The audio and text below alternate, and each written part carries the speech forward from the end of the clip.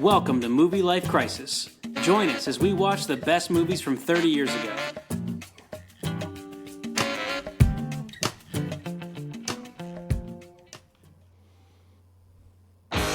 In a world where toys come to life, they're two heroes. Hell yeah. Two rivals. Don't even think about it, cowboy. I don't like confrontations. Too close to the edge. Whoa, whoa, whoa. I got dibs on his head. Now, to make it back home, they'll have to become two partners. This is no time to panic. This is the perfect time to panic. Buzz, will you get up here and give me a hand? Toy Story. Rated G. The boys are back in town. That's a weird choice. Yeah, our YouTube video that isn't even uploaded yet has already been copyright stricken for that song in the trailer. But you know, live by the sword, die by the sword, I guess. Movie Life Crisis Season 5, Episode 20, Toy Story. Toy Story. Great. Can't believe we made it all the way to Toy Story. Dude, I am very excited about Toy Story for a number of reasons. It's the either number one or number two biggest movie of the year, depending on how you want to do your accounting. It didn't come out until Thanksgiving week, so in the actual year 95, it didn't earn as much as other movies. But if you take movies that released in 95's total box office runs, this is number one. Yeah, killed. Also, my son is who wasn't even born when we started this podcast, is about to turn 4, and this is the first podcast movie that he and I have watched together. Nice. Because they did a 30th anniversary screening of it, and he came home from, he went to see his freaking cousins with my wife, and he was, wiped out. I was like, why don't we go to a movie? And my wife's like, that's great, see it later on. And so he and I sat in a theater with, 8 people and ate a freaking huge bowl of popcorn, and, he loves Toy Story, and I was having a blast, so that was positively delightful. Nice. And then also, I freaking Toy Story. love me some Toy Story, too. So I got to be honest. I would have sat there with you and ate a big bowl of popcorn also. Yeah, it was amazing. And the cool thing is because he's 3, the movie ticket for him is way less. No, it's not the same price. $16 for him to get in there. And then it was 15 something. And it was 17 something for me. They're doing me a favor. It's $1.50 off. He's sitting in my lap. He's eating my food. There's nobody in the theater. I wonder why the movies aren't doing so well. They do $1 movies during the summer, during the daytime, but this one they're like, no, full price, bitches, hand it over.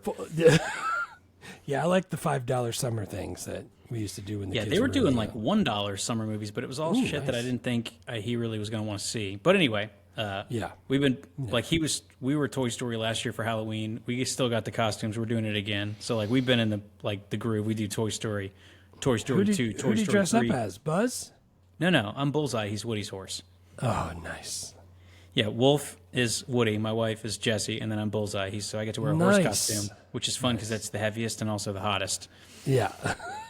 That's all right. It's October. It's really cool outside. It was in the 90s. If it's a costume I don't have to come up with, and my wife purchased it, and I just stand in there, zip in there, and start sweating, that's great. Plastic mask, rubber band, staple holding it on. Yeah. Or snap. I don't recall Superman wearing a jacket. But yeah, man, so the challenging part for the podcast is that we've seen all the movies so many times so recently is that I was having a real hard time. I was going I really like this quote. And I was like, shit, that's Toy Story 2. Yeah, I was having that problem. I had to go into the internet to figure out when did this bit happen. Right. Yeah. I wanted to do a lot of the Toy Story 2 stuff because, I saw that one 5 times in the theater. I thought it was awesome. Oh, dude, their standard issue slotted pig. That Toy Story 2 is freaking great. Yeah, it is. It is. Oh, man. But Toy Story 1, also great. Yeah, it is. Plus, this turned Pixar into a powerhouse, man. This thing made sure that Pixar kills it. Dude, I was doing my research, and I was like, you could do a whole season of this podcast just about Toy Story, the casting, the production, the animation style, the Pixar Steve Jobs, Disney story, all of that shit is crazy. And a lot of it I kind of knew, but didn't really know. I was like, man, the movie in and of itself is incredible. It's one of the, I think there's 5 movies in 1995 that have 100% on Rotten Tomatoes. This is one of them. Yeah. And they're almost, if you read the list, it's art house shit no one's ever heard of that 3 people gave 100 to. Not this, though. And then this. This is not art house, this is... Yeah, but it wins a bunch of stuff. It spawns a zillion sequels. The voice cast is freaking incredible. Yeah, it really is. And the weird thing to me is like thinking about it now, I'm like, oh yeah, that's the answer. I would have picked that person to do that.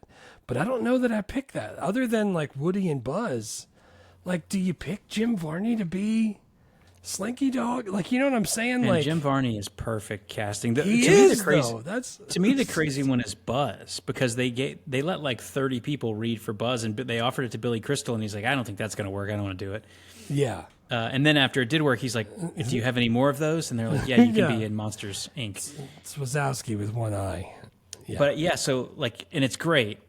Tim Allen is great, but I wouldn't have picked him. But the only reason they did is because they bred a whole bunch of people, and he was doing Home Improvement, which was on ABC, which was Disney. Yeah. They're like, we already work with this guy. Let's have him come over. Let's have him do the thing. Dude, and it worked. It works. Yeah. So good. Yeah. Quick synopsis. A cowboy dog gets jealous of a new space toy, and they go on a wild adventure to reunite with their owner. Yeah. Dude, and reading the early drafts of this, just the whole like toys come to life when you're not looking aspect, I was like, this movie could have been creepy as shit. Yeah, it could have been a horror movie for sure. And also the first draft I was reading, like just stuff about it. Woody, it was pretty dark. Woody was like a lot darker. They had to change it up.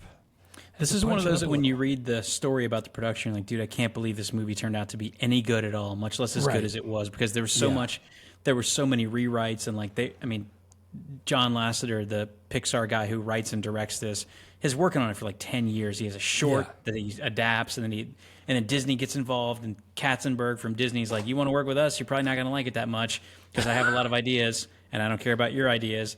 Right. And like, dude, just like 9 writers and a bunch of reshoots and a bunch of recuts. Yeah. And then it ends up being amazing. It's like, how did that happen?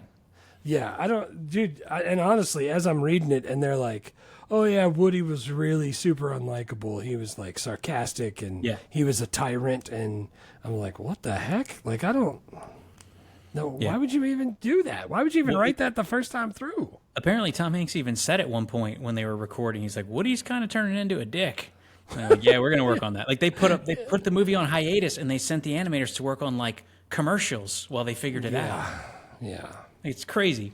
$30 million budget, $374 million gross, so a 12x multiplier.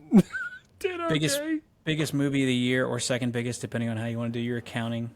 Right. Like, saved Pixar, made Steve Jobs a billionaire for the first time, completely revamped how movies are done animation-wise, and then also the like casting of celebrities instead of voice actors. Like, they were kind of doing that before, but this one was full on. There were no just voice actors. It was all celebrities. Right.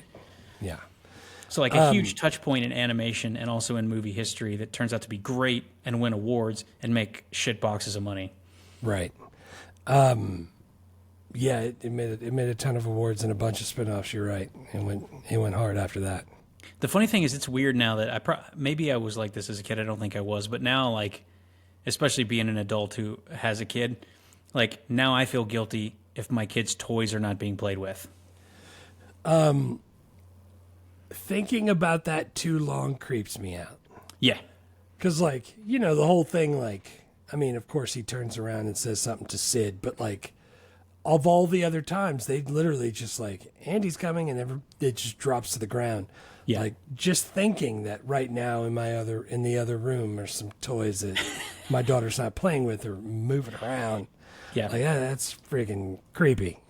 It's, well, it makes me think of a couple things. One is the Marie Kondo, like, does it spark joy, you know, cleaning thing that happened like 5-6 years ago. Yeah. But her thing was like, and I've read this other places, but it's like a sock wants to be worn. Its purpose is to keep your foot warm and to keep your shoes from getting stinky. So like if you have socks that you're not wearing, they're not fulfilling their purpose. You should just give them to someone who can do that. Right. And I'm like, that's a super weird way to think about clothing, but it helps me get rid of stuff. I'm like, this shirt wants to be worn. It doesn't want to sit in my closet all the time. Let me just give that away to someone who can let it fulfill its life's purpose. I don't think about socks like that. I got a lot of socks. You should read that book. Yeah, I don't know. I'm not out of sock room. I still have room in my sock drawer. So like, it's not like I'm full up on socks. You can take on some more socks. Well, the other thing I think about is, remember the first episode of Community, and Joel McHale is talking about, like, he just a little speech with the pencil. He's like, the amazing thing about human beings is we have the ability to like make anything have a personality. He's like, if I take this pencil and I tell you this pencil's name is Fred, and then I do this, and he snaps the pencil, and the whole room's like, yeah. and I keep thinking about that during this movie too, because I'm like, dude, just the fact that all the, but I do say that to Wolf. I'm like, hey man, I'm like, you don't really play with these toys anymore. Like, let's give them to someone else because so that way someone else could use them. Someone else can play with them. Absolutely, dude. We have a whole thing where we have a separate box that we make before Santa gets here, and his elves take that box away to kids who need it. Yeah. So Santa can bring more stuff that we don't play with. Yeah. That cost $11 billion. So, yeah. Oh, big time. Yeah. Did you get some awards? Yeah, I was going to say awards. First of all, John Lasseter, he got a Special Achievement Academy Award. Yeah. For this one. But also Academy Award nominations: Best Original Screenplay. This is the first animated film in that category. Best Original Score for Randy Newman. Best Original Song, You've Got a Friend in Me, Randy Newman. A ton of accolades. Golden Globe nominations for Best Picture and Best Song. Annie Awards, stuff like that. It got a lot of them. The National Film Registry selected it for preservation in 2005, so that's the Special Achievement Academy Award. I wanted to talk about that for a second because I was like, what the hell is that? I'm like, that sounds like you did such a good job, we want to give you an Oscar even though you're not eligible for an Oscar. Right. And I was like reading about it, I was like, that's exactly what it is. Yeah. They just like the Academy of Motion Pictures just goes, this is an achievement to film, even though there's no category for it, but we want to award it anyway. But it's like, usually it's for like groundbreaking type stuff, but right. That's how big a deal this movie was in '95. Yeah. They're like, we have to make up an Oscar to give to the guy who came up with this. Yeah, no, that's friggin' pretty sweet. Yeah. At first, I thought it was like the J.D. Power and Associates, where it's like you just pay enough money and they give you that. You get on the list, but that's just not for it. No. Yeah. That's why this podcast doesn't have any of those. We'd be scraping. We some could cash though. together. We could make them up now. Just the J.D. Power and Associates strongest podcasts out of Louisiana. I was just looking. J.D. Power doesn't give any podcasting awards, but yeah, they don't. But we could probably win the best truck. I might write in on that. Best pickup. Yeah. Sequels and spinoff. They had Toy Story 2, Toy Story 3, Toy Story 4. There's a ton of Toy Story shorts, which your bunch of kid shorts would actually love if he hasn't seen any of them. Yep. The one with the Hawaiian vacation. God, it's so funny, dude. And like Partysaurus Rex. Like all of those little shorts, my kids used to watch incessantly. Then they had like another like spinoffs, like Lightyear. Lightyear, which was not that good. I got to be honest though. There's a part where, oh God, who is What We Do in the Shadows? He's the director. Taika Waititi. Yeah, Waititi. He plays one of the characters, and they're talking about making a sandwich, and they go, ham, and then you put bread, and then ham on the outside. They're like, ham on the outside? Wouldn't your fingers get all wet? And they're like, yeah, juicy fingers. That's the best part. Every time Cece gets stuff on her hands, she's like, juicy fingers. It's the best part. Yeah, I'm not saying Lightyear didn't have some good parts, but on the whole, as a movie, on the whole, it wasn't. Yeah, but that part, dude, she'll remember that movie forever because of that. They also had a Buzz Lightyear cartoon. I don't know if you remember that. Yeah, they did, and their Toy Story 5 is in development / pre-production.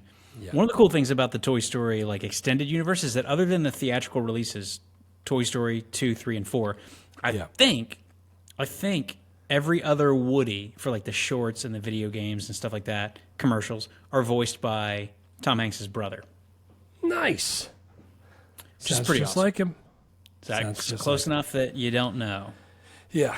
Oh, and I guess we should mention at Disney World, there's Toy Story Land with a Buzz Lightyear ride and a Toy Story Mania ride, which is a blast.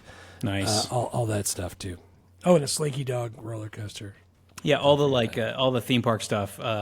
Jim Hanks, Tom Hanks' brother, does the. That's freaking sweet. Does all that stuff. Sounds just like him. So where'd you see this? Did you see this in the theater? I saw it in the theater 2 days ago in 1995. I don't remember. I remember seeing this in the theater. Do you? Because I was going to say I was 15 when this comes out in the theaters. I can't imagine that I was like, "Hey, it's Thanksgiving, Dad. Let's go see a movie an animated movie in the theaters." But I might have.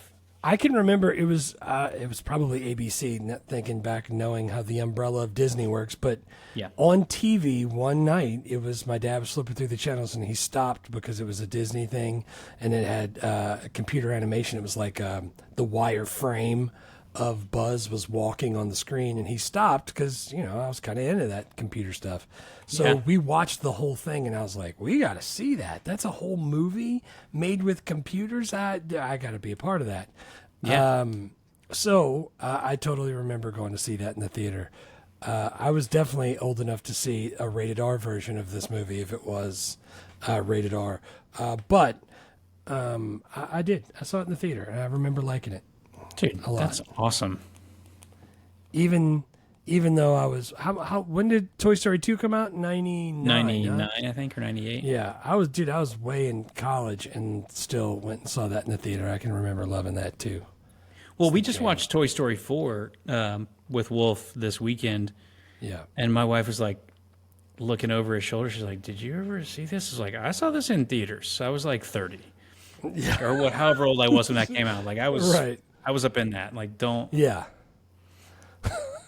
like I've been about that life. Don't come asking me.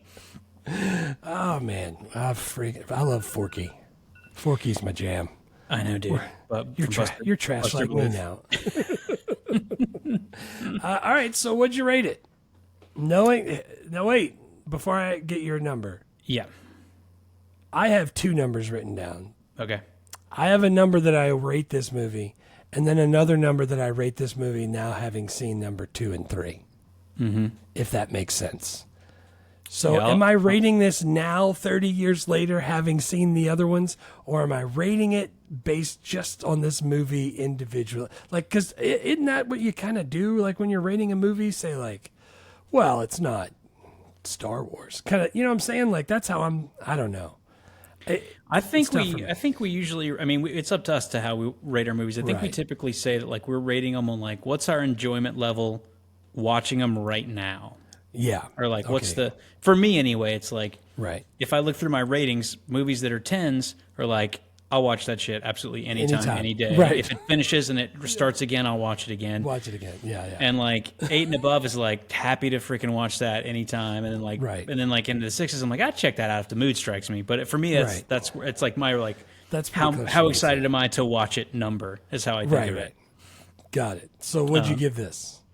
So I gave this a 9.5. Nice. I don't like it as much as Toy Story 2. I've been saying that for Yeah. 30 years. Yeah, but, me too. But watching it just a bunch, like with my kid and reading the freaking book and doing all the singing "You Got a Friend in Me" like for nonstop. Dude, Yeah. this movie's so good, and It's there's way very good. little that I don't like about it. And the fact that a 4-year-old and a 45-year-old can both be completely engrossed by a movie. And watch it together. Yes. Yeah, and like I've seen it 30 times. Like, dude, Right. that's and then like It's so a sign that's of a good movie. yeah, and then also like factoring in like it's basically a 4-quadrant movie that prints money and wins a bunch of awards and spawns a bunch of sequels. And it's like that's like even if I was like it's okay, I'd have to give it a little nudge just because of that. Yeah, just because it's amazing and it's everywhere. But I dude, mean, we're not to Toy Story 2 yet. That's going to probably be a 10 out of 10. But this was because it's not quite there. I give it a 9 out of 10, 9.5 out of 10. Turn into the spin, Barbie. Yeah, dude, I gave it a 9.0. Same thing for me. Knowing how awesome Toy Story 2 is, and I was thinking about that movie while I was watching this one, so I know it's going to be ranked higher. But the whole time I was watching it, I was keeping in mind that this is the first time computer animated for everything. The Yeah. cast, how awesome it is. Dude, it was freaking great. It like people walking through the room. Cece's walking through the room. She'll stop and watch for a couple seconds before she realizes what she was supposed to be doing. Jake getting all sidetracked while he's trying to do homework because I'm watching it in the living room. Everybody loves these guys. There's no reason to not like it. I can't even imagine somebody like, nah, it's not for me. Well, the only thing I can think of is there's some people who, like my wife, my wife just is like, I don't like animated movies. Yeah. And I'm like, well, that's dumb. But then, like, I'm the same guy who will say right after that, like, I don't like black and white movies. Yeah. And people go like, "That's dumb." I'm like, "I know it's dumb," but if I try to watch one, I just go like, I don't want to watch this. I don't like it. It could be better. Like, I've just decided I'm not color. into it, and I'm like, why are there so few colors? This is boring. Yeah, but my wife will be like, I don't like animated movies, and she's like, why don't we watch Archer while we're having dinner? I'm like, that's animated. That's different animated. Yes, indeed it is. Yeah, dude. I get that a lot too. Kat doesn't like. She doesn't like animated stuff very much. She'll watch these Disney movies and things like that. I put on Archer or like Family Guy or Simpsons. Yeah. She's like, "This is dumb. Turn this off." So, yeah, dude, but like because this is such a ridiculously good movie, trying to come up with scenes and quotes and characters. yeah, Holy it was hell, tough for me. that was a tough. rough one. I did narrow it down though. What's your first best scene? Yeah, top 3 scenes. My first one I had was I'm cramming them together a little bit. The gas station fight, and then Pizza Planet. Oh yeah, Like those are technically different scenes, but they all happen as Right. part of the same like sequence. And yeah. I just like the whole like Woody freaking finds Buzz. He's like, "Get that you're safe." He's like cleaning the bug off of his helmet. He's like, "We'll just go back. We'll explain to everybody it was an accident." And Buzz hits him with I don't promote the idea of revenge on my planet. And Woody's like, "That's great. That's great." He's like, "But we're not on my planet, are we?" Ah man, and the friggin' Pizza Planet truck has been in every Pixar movie since then too. By the way, Dude, the Pizza Planet truck, and also that I couldn't make that just one of my scenes, but the fact that negative, Sheriff, there are no restraints in the cargo area. He freaking sits next to the pizza, buckles himself in, and Woody's in the back getting smashed by the toolbox. God, one of my honorable mentions was when they go to the actual Pizza Planet and they're in the thing with the claw. yeah, and I wanted to capture that whole bit, so that may be cheating, but that's the bit. That's nice. Dude, what was the name of the gas station? It's the one from Cars. It was like it's like Dino something. Dynaco, maybe? Dynaco. I Yeah. think that's what it is. I like how they made that carry over. Dude, my first one was the staff meeting, or whatever you want to call it, right in the beginning, Oh, that's great. where he gets the friggin' little microphone, and he's like The Mr. Microphone. making him walk closer. Dude, it establishes the world perfectly. It sets up all the different characters. Like the Etch-a-Sketch is there, and the freaking Tinker Toys, and they're talking about all of the thing like plastic corrosion and battery corrosion, and getting a moving partner, and like, dude, I love it. And then that leads right into the recon mission where the army men have to use the old school baby monitor to tell them exactly what the presents were. That's freaking great. And the Army sergeant is voiced by R. Lee Ermey. The voice cast here is unbelievable. Unbelievable. And unbelievable. Dude, the staff meeting is great because what he's doing, that he's like walking around and then he has to keep tugging on the Mr. Microphone so he can like waddle over there next to him, and he's got the spell, like putting out the little messages. Spell, yeah. And he's like, I thought last week's presentation on plastic corrosion was I think one of our best ever. Like just doing like boring PTA meeting shit. Oh man. I loved the whole thing, and how he was like standing up on a thing above everybody and making sure, and then everybody left when they hurt. Dude, it was great. It was great. I also like how they got you get to see like some of the, because one of my quotes is from that scene, but you get to see all the different characters and the toys. They licensed a lot of the toys for the movie. Some of them they couldn't. Like they tried to, like Bo Peep, Joss Whedon was trying to make Barbie, but Mattel was like, no, you can't have Barbie for that. Yeah. And then Barbie's in the second one because Mattel was like, we got to get in this. We had to get a part of that. Right. But then but dude, there's even the freaking joke when it's when Buzz lands there and they're like Ham and Potato Head and Rex are talking to him. He's like, this is quality control. He's like, where are you from? He's like, Singapore? He's like, I'm from Hasbro. He's like, I'm from Mattel. I was like, God dang it. That's great writing. That's what I'm saying. And then Rex is like, actually, I'm not from Mattel. I'm from a small imprint that was made it. It was freaking Rex is purchased in a Wallace. leveraged buyout. Wallace Shawn. Yeah, Wallace Shawn. So good. Oh man, yeah. Dude, I don't know how many of the things in this movie were nods to other movies. Like some of them obviously were. Like there was the toolbox in Sid's room said Benford Tools. Like, that's clearly a nod. Yeah. One of the books on the shelf in Andy's room is written by Jay Lasseter, who's the guy who writes and directs this movie. Yeah. Yeah. But like some of it was like Rex is talking about, what if he gets a dinosaur, like a scary dinosaur? Like, I just don't think I could take that kind of rejection. Yeah. I was like, is that a Back to the Future reference? Dude, Cece caught that because we've been watching that. Yeah, dude, that's great. Yeah, I first of all, let me just say, Don Rickles' Potato Head was genius. But the stuff that he was saying, I just, like, what's not to love about Don Rickles, first Potato of all? Head and Ham, John Ratzenberger, were just kill me. Yeah. Those two with Rex playing off of the other two. Oh, God, it's freaking. This whole thing's genius. That's why they can keep making more of them, because they're so funny. I know. They're so good. I know. What's your second one? My second one is when Buzz realizes he's a toy. Buzz and Woody are trapped in Sid's house.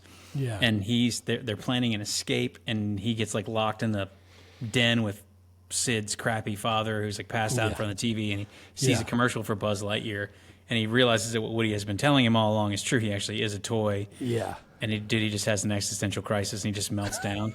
And he tries to fly. He tries to fly. He does not. He crashes. And then he's drinking tea and he's missing an arm and he's acting like he's drunk for some reason, but it freaking cracks me up. Oh yeah, Mrs. Nesbitt. He was killing it. That was my third one. Oh God. That's freaking so funny. Buzz, I could really use a hand, and he fucking throws his arm up there. I just the whole time was great. Also, I wanted to put that scene in there because right before that, when the Sid's toys start coming out. Yeah, dude. That is some creepy stuff. I mean, the weird thing watching it with a almost 4-year-old is like he's not scared by that, and I'm like, you should be scared by that. That's freaky. You should be scared. But like he doesn't like. I was just about to say, if you're so young that it doesn't scare you, that's good, and if you're so old that it doesn't scare you, that's good. But man, I tell you, there's some 13-year-olds that get freaked out. He doesn't like Scud when Scud's like trying to get Buzz and Woody. He's like, I don't like that part. But he's fine later on when they chase him. But yeah, dude, it's weird because he'll ask me. He'll be like, we'll be like on the playground. He's like, Papa, are you scared of dinosaurs? I'm like, no, I'm not scared of dinosaurs. He's like, are you scared of like whatever, like kitties? I'm like, no, I'm not scared of kitties. I'm like, I'm scared of like all kinds of stuff. I'm just not scared of those things. So he'll be like, are you scared of? And it'll be like something from a book. I'm like, no, because that's not real. That's not. Yeah, I'm scared of like you falling on the slide or like, stuff like that. Or like me needing surgery and not having health insurance. I'm scared of those things. I'm not scared of dinosaurs. Although when it's time to watch Jurassic Park, we might come back around on that. We might revisit that. Yeah.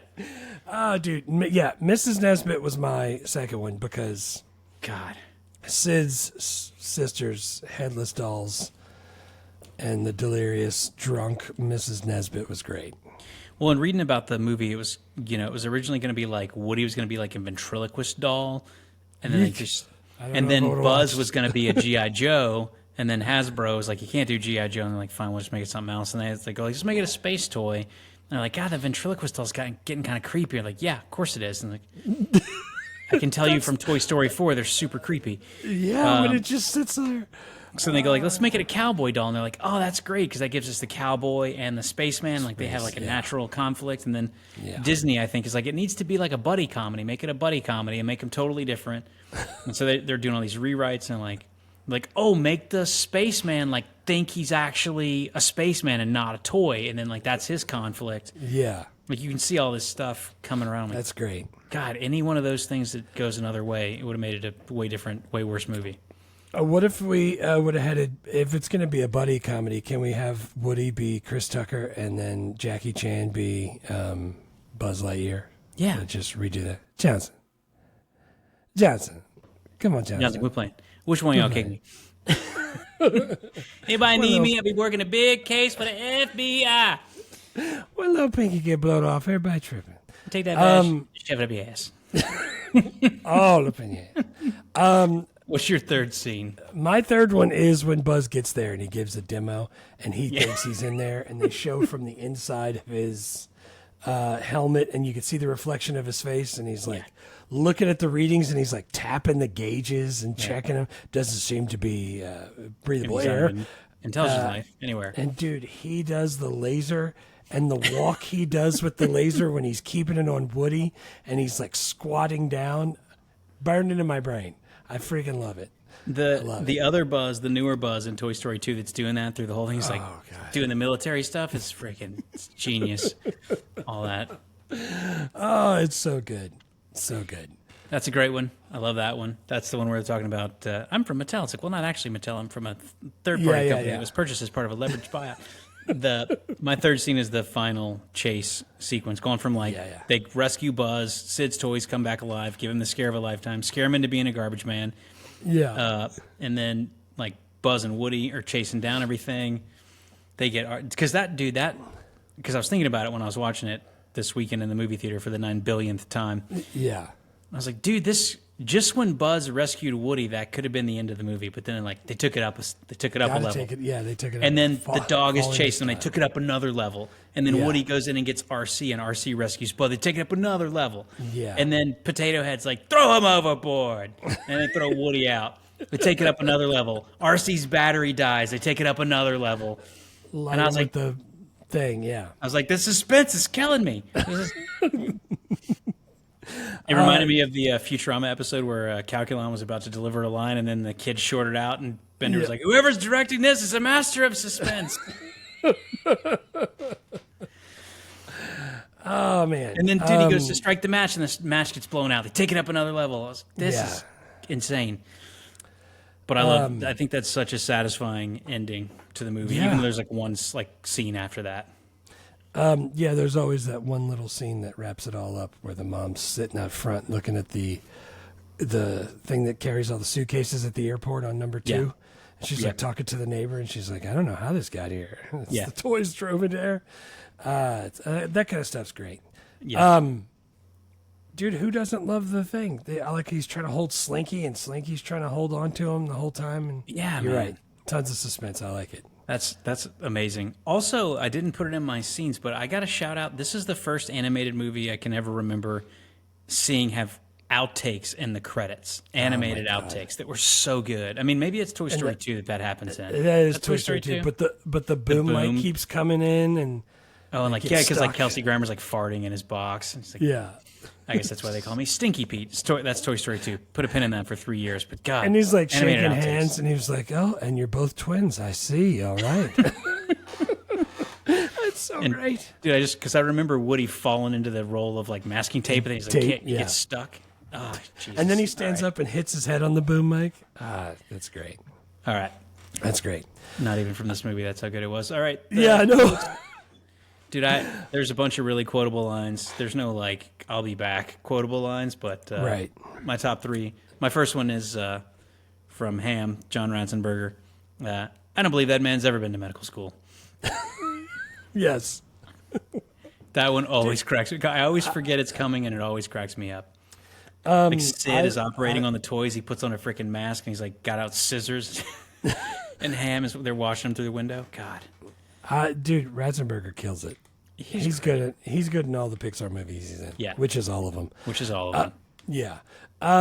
Dude, I felt weird not putting To Infinity and Beyond.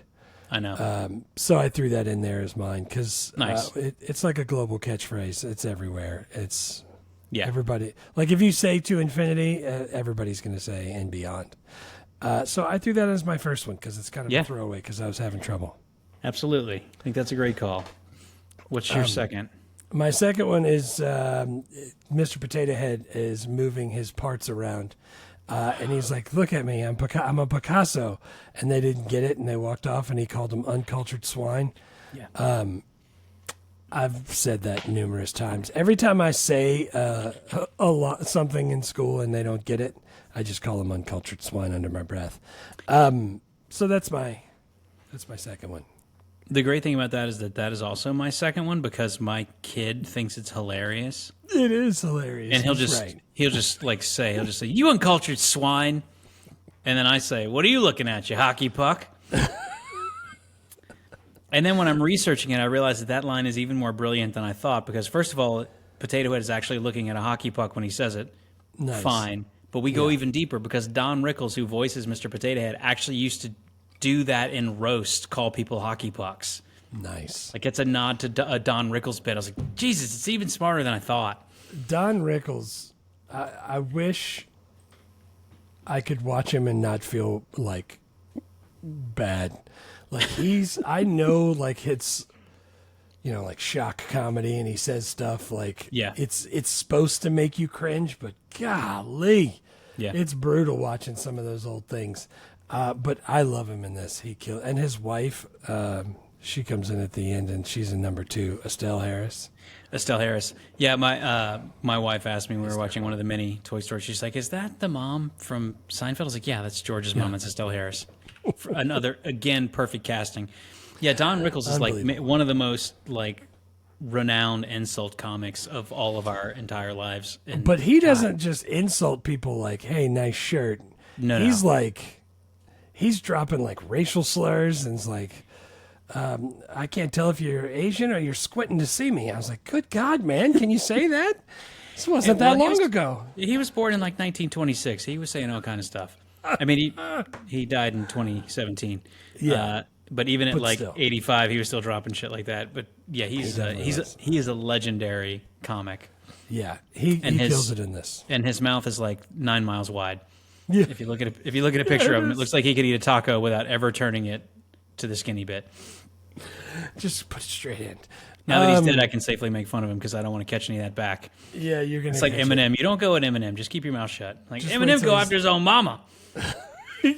Wait till Eminem's dead too, and then you can say all you want. Dude, I'll say it right now because I love Eminem. I got nothing bad to say about him. But yeah, that's my third one. What are you looking at, you hockey puck? Nice. I put Buzz where he says you're a sad, strange little man, and you have my pity. I looked at that one. I love that one.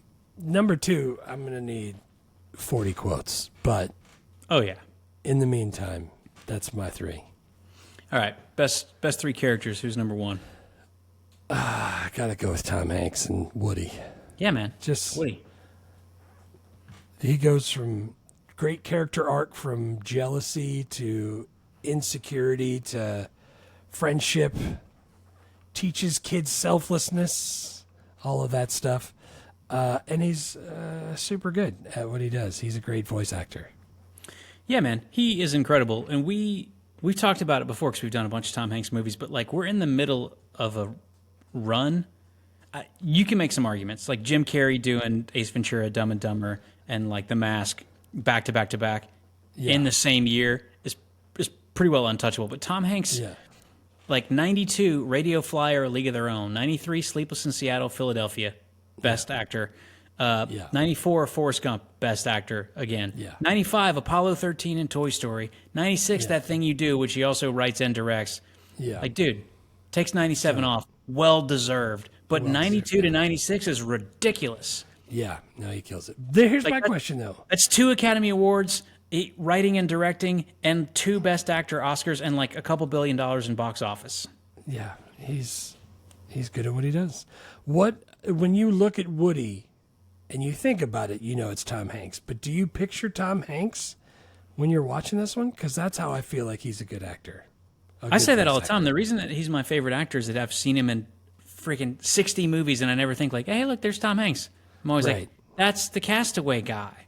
Yeah. Or like, that's Woody, or that's Jimmy Dugan. I never think, like, he just disappears into a role. Meanwhile, I'm like, hey, look, there's Tom Cruise as a pilot. There's Tom Cruise as a drug smuggler. There's Tom Cruise fighting aliens. Like, I'd never think that I don't even remember the names of any of the characters. I'm like, it's Tom Cruise. He's a lawyer in this one. Tom Cruise, the lawyer. Yeah. Keanu, Dracula. Keanu, nothing against Tom Cruise. He makes a movie, I go watch it. But I'm saying, like, he doesn't disappear into a role. That's fucking Tom Cruise right there. Yeah, But Tom Hanks is always whoever he's playing. Killing it. I picked Woody first. Who's your second? I had to give it to Tim Allen. Yeah, I did too. I would not have picked him, but he's such a good Buzz, and it's such a good counterpoint for Woody. And also, I mean, we've talked about this before. If you need someone to spout off like jargon, Dan Aykroyd's your number one pick. But I think Tim Allen could be in the mix because he's great at that. Like when he's trying to fix his freaking cardboard box space shuttle and he's asking for the Scotch tape, whatever word he's like. Yeah. It's like, I got it. But whatever the word it was freaking cracking me up. I like his straight, no nonsense, like, I don't want to say military, but that's kind of what it sounds like. Like, he sounds like a police officer when he's doing his thing, and that's what he was supposed to be, and he kills it. Yeah. Which is way different than what he is on Home Improvement. Yeah. No, and dude, I like in Toy Story 2, they give another Home Improvement nod. He's like walking the aisles of Buzz Lightyear's, and he's got the tool belt, and he's like, oh, gotta get one of those. I need one of those. Oh, standard issues. They're standard issues, Slotted Pig. Oh, man. The third character was the hardest to pick because the whole supporting cast is absolutely like Don Rickles is Potato Head, Jim Varney is Slinky Dog, Wallace Shawn is Rex, John Ratzenberger's Ham, Annie Potts is Bo Peep, Laurie Metcalf is Andy's mom, Arlie Ermy is the sergeant. Yeah. Everybody is crushing it. Everybody's good. Even in the newer ones, when they're adding more people, they're only picking bangers. Like, everybody's good in all the things. Dude, I went with Potato Head because I couldn't not do Don Rickles. Potato Head and Ham pick. are my favorites, and so I went with Ham. So I'm glad we got both of them captured. Nice. And the only reason is because I actually think Potato Head, the character, is kind of a dick. He's kinda. He's not. Is. He is in favor of the death penalty. Like, he thinks Woody knocked Buzz out of the window, and he's like, "Get him!"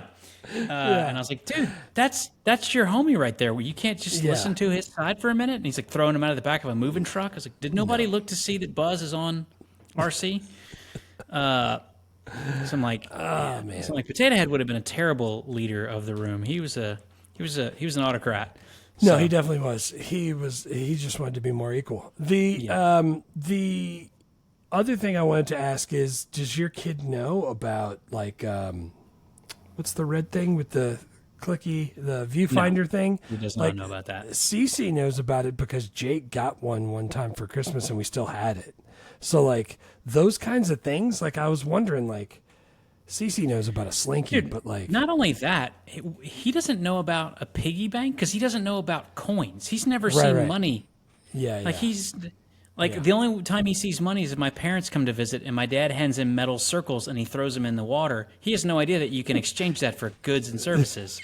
Yeah, he doesn't realize it's money. Like, he found a quarter and he's like, "Look, I found a coin."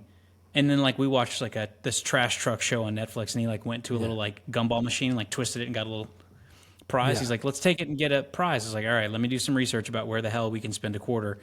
And I found out some places we could go, and so we go to the mall and we go walking past all the freaking cell phone booths and like whatever. And I'm like, "Here, look, there's all these. Some of them have candy, some of them have like little prizes." Yeah. And he's like, puts his thing in there, he tries to turn it, nothing happens. 75 cents. They're 75 cents. Holy shit! What, did you get a watch? Like, what's the prize? No. So that was a great thing. I procured 2 more quarters, and I talked him through it, and then he like twisted there was like one that was like treasures, like random treasures, little tiny, like smaller than a golf ball, crappy little janky plastic things. Yeah. He turns it, the thing pops out, he grabs it, and it's a little green dinosaur in a little plastic case. He's like, "Yeah, I don't want this. I want a different one." Like, yeah, you just learned a valuable lesson about why this is dumb. This is so dumb. Did it come in the little like Jetsons clear plastic bubble? It did, but it's tiny. Oh, nice. But then, like 20 minutes later, he decided he actually loved it, and he's been looking for coins ever since to go back and get more. But yeah, but like, wrong. He didn't know even what like metal circles were as far as money is concerned. That's freaking great.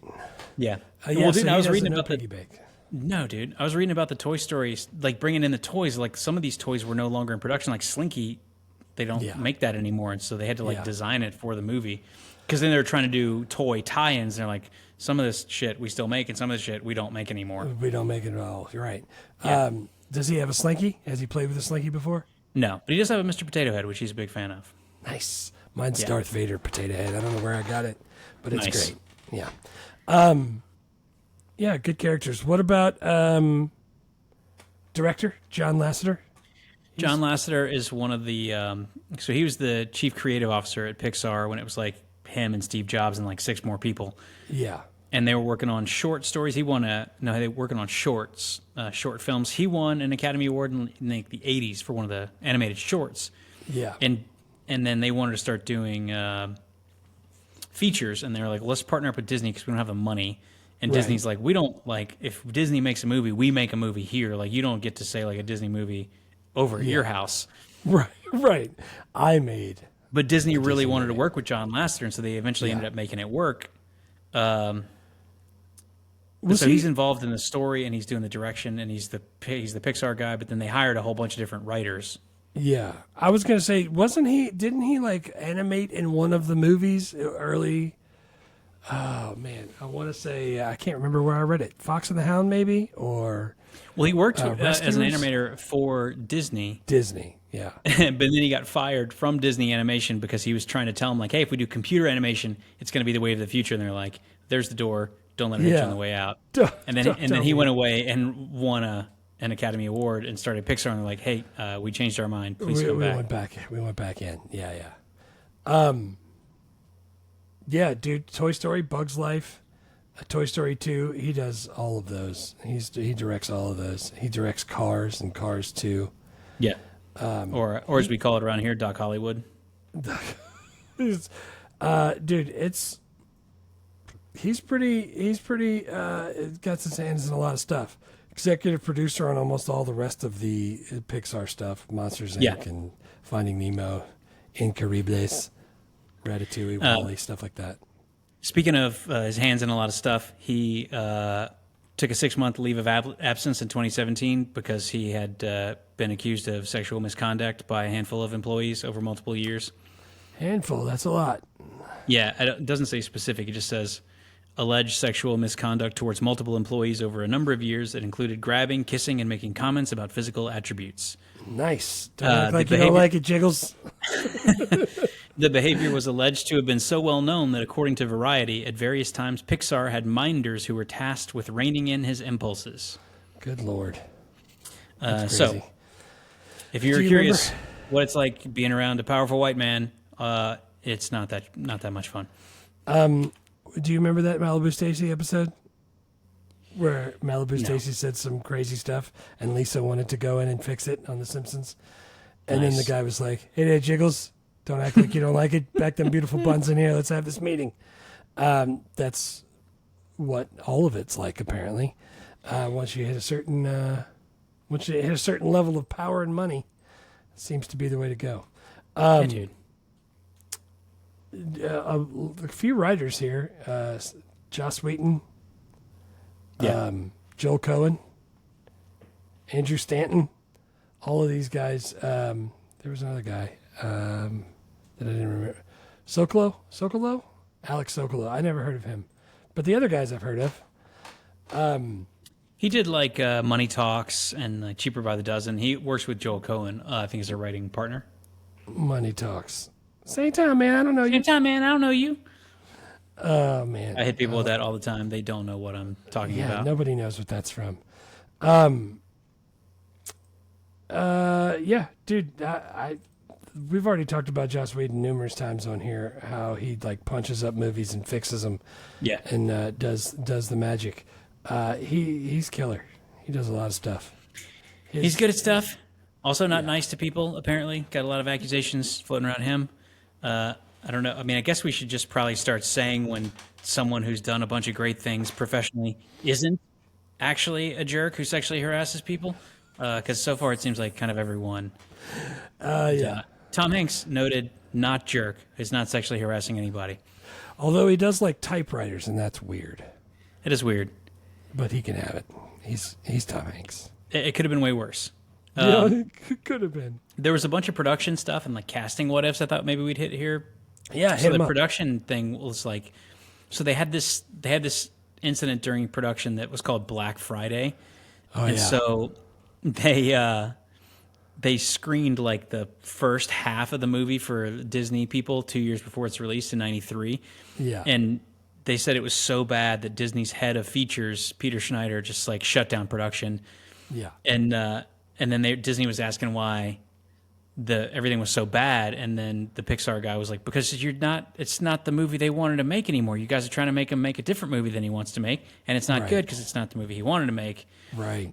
And then so John Lasseter's like his story was filled with unhappy, mean characters, and so they sent the movie back to Pixar for rewrites, and they just took the animators and they just worked on commercials while the writers worked on a new script.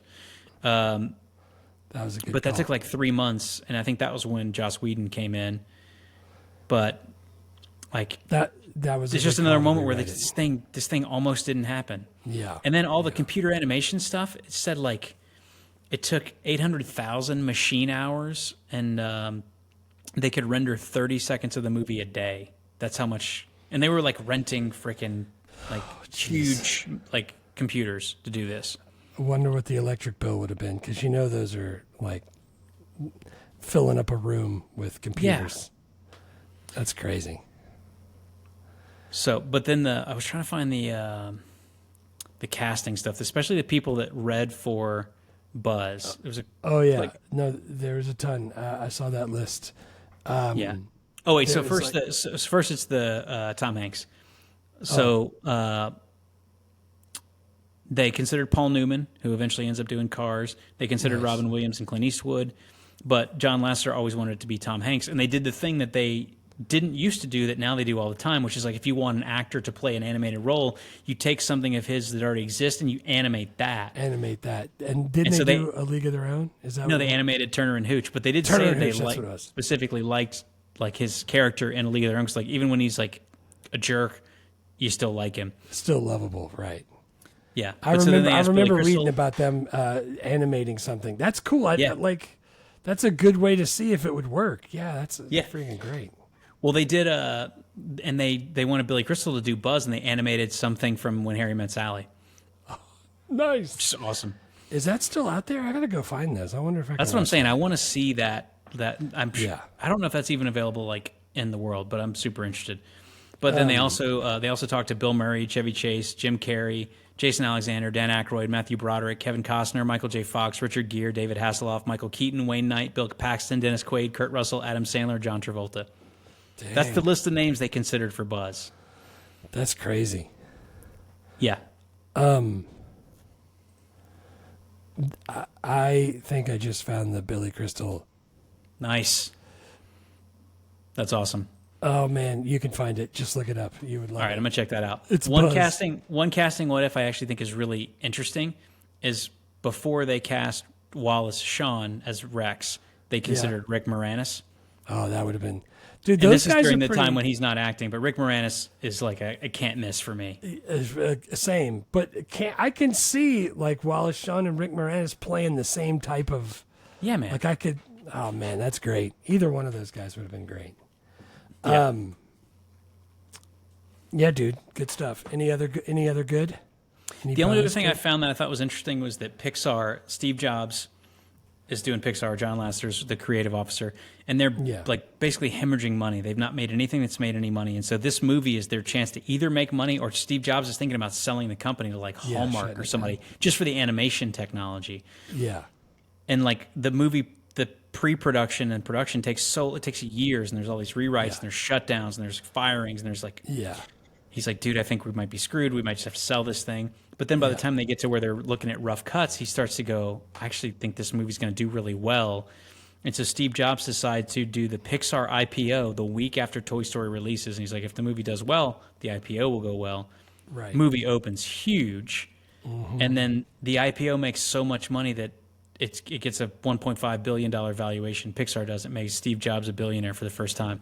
That's great. Like that bet on Toy Story and Pixar the week after the movie releases. That's awesome. Yeah, so I thought that was pretty cool. I'm almost never a fan of billionaires, and I'm not in favor of billionaires in general as a thing that exists. Yeah. But I thought that was an interesting bit of trivia. Yeah, no, that's cool how he bet on it, and he knew it was going to be good. Yeah. Maybe it's because Randy Newman sang the songs. How do you feel? Like, I like Randy Newman, but I don't like all of Randy Newman. I think Randy Newman is like Lori Petty. because I was watching League of Their Own again, because why Yeah. not? And I was like, man, if you get Lori Petty in the right thing, she's awesome. But you don't want her in everything. No. I'm like, Randy Newman, you got to pick and choose your moments. He's perfect for this. But if you go like, dude, Randy Newman's playing a 2-hour set, you want to go? I'm like, no.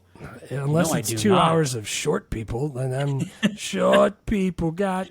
I can see why people don't like him, but I think he killed it in this. He's great in this. And then my other favorite Randy Newman moment, which is how you can tell I'm not a real fan, is him on Family Guy.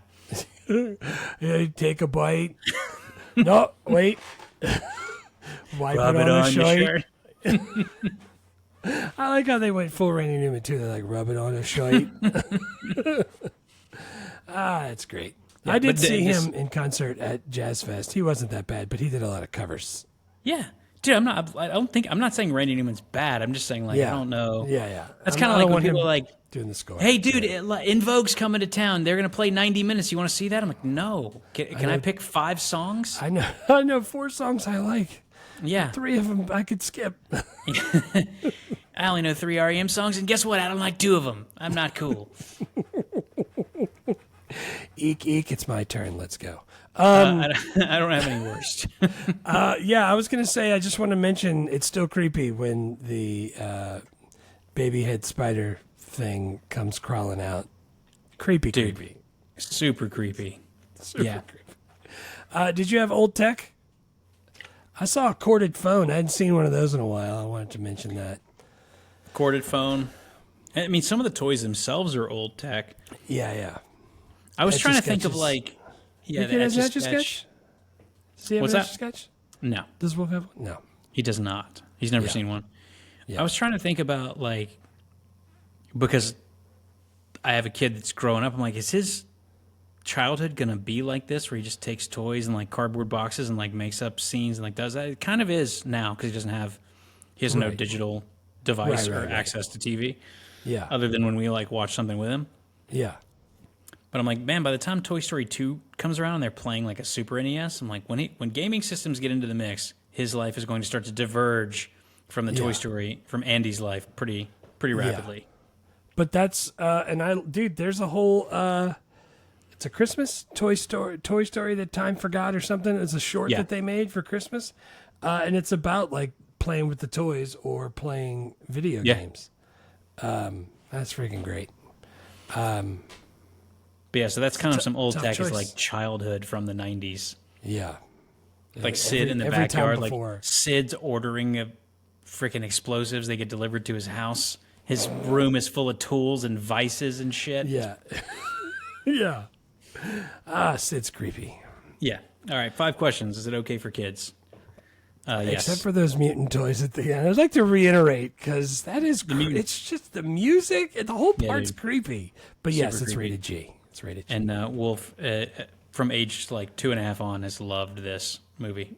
Of course, everybody does. Would it get made if it were pitched now? They are working on number 5. So Yeah, yes, they're gonna make more as long as all these guys are still alive. They'll make more. Because even Jim Varney's not with us, but Slinky Dog's still in there because they got the guy likes to see homos naked. Okay, what's that guy's name? The homo you make it. That guy. Yeah, the Adam Sandler guy that's always in those movies. Yeah, dude. I think because I was I've been saying like Toy Story is great. Toy Story 2 is one of the best movies ever made, and Toy Story 3 and 4 they're fine. But having watched all of them again recently, I'm like, dude, even Toy Story 3 and 4 are better than I gave them credit for. I just didn't 3 watch is them when really I was a good. kid. 4 I haven't seen, but like once or twice. But dude, number 3 is still good too. Yeah. Like it's really good. So like they're still doing really high quality Toy Story sequels, and they're not as impactful to me because I'm no longer a kid, but they're still great. And they look a whole lot better too. Like, Dude, you can tell they're getting. We watched Toy Story in theaters and then came home and turned on Toy Story 4 like before Wolf went to bed, and I was like, dude, the animation. I mean, it's so much almost better. 30 years. It's like it's incredible how much has happened. Yeah. Movie or TV show? Movies. Yeah, it's got to be movies. Although I do like the shorts. I'm gonna check them out. I didn't know there were that many of them, but I'm gonna get in on those. Dude, does your kid like bath time? Show him Partysaurus Rex. Well, It's we got have like some Toy Mr. Story Parker. books, and on the back of the books they'll say like, "Here's some other books you might like," and one of them is Partysaurus Rex. I thought that was just like a book, But Wolf will just, if it's something he doesn't have, he'll just be like, "Can we get that?" And I'm like, "Just take it easy, like get a job." So I knew that existed, but I didn't realize it was a short. I'm gonna definitely check that out. The one about Hawaii, the one about Partysaurus Rex, and dude, there is one where tiny little Buzz comes home because she takes him and he's a toy in a Happy Meal. Oh my god, Yeah. You gotta watch him. Yeah, I got him. I got him already lined up. What did you recast anything, dude? How do you recast this? I can't recast a movie they're still making with the original cast. I'm not even gonna attempt. Yeah, I couldn't come up with anybody. Who played Buzz in the Lightyear movie? Was that Chris Evans? It's Chris Evans. Yeah, I don't want him. Yeah, I don't want that. Tim Allen still out there doing work. Yeah, he's doing it. Yeah. So can you still watch and enjoy this movie in 2025? Yeah, man, it's amazing. It's incredible. It's freaking timeless. Yeah. Heartfelt. It's funny. It's way good. The animation shows its age, just like we talked about, but man, it's... Dude, it does, but it's not like... Because I watched the... I was mentioning in Discord, because I was talking with Discord people about Vintage Quick and the yeah. Dead versus Yeah. Spider-Man, Sam Yeah. Raimi. They're like, I was trying to see if they like all the crash zooms and smash cuts were in Spider-Man. Yeah. And the animation in Spider-Man, which is from 2001, the CGI there is much more noticeably dated than Toy Story from like 7 years prior to that, because the whole thing's animated. And Spider-Man, it's like live action, but then there's an animated Spider-Man climbing up a wall. I'm like, looks like a video game now. Yeah. So like it is dated, but it actually still looks great. It's like the original Star Wars trilogy because it's done like it's a lot of it's practical. Effects. Like you can tell like this like shit still looks amazing. And the prequels from 2001, it's like that doesn't look that great anymore. Yeah, it looks bad. Yeah, I'm with you. Where can you find it? It's Disney, so Disney it's on Plus. Disney Plus, and you Disney cannot find Plus. it anywhere else. Dude, Yeah. I can't remember. What did we say? What were we looking at for our next episode? Did we say? We didn't, but last week we were talking about a couple of. We had a couple ideas. I'm down for literally whatever you want. I like. Did we decide we were gonna do like Seven and movies like that, or you want to hold out and do that one during Halloween because that one's kind of freaky? Seven is kind of freaky. I don't like it that much, but I think it's an important enough movie that we probably should do it. I'm trying to think. There's a couple that aren't high on the list, but like, dude, we have to figure out like, are we gonna do like Ace Ventura: When Nature Calls?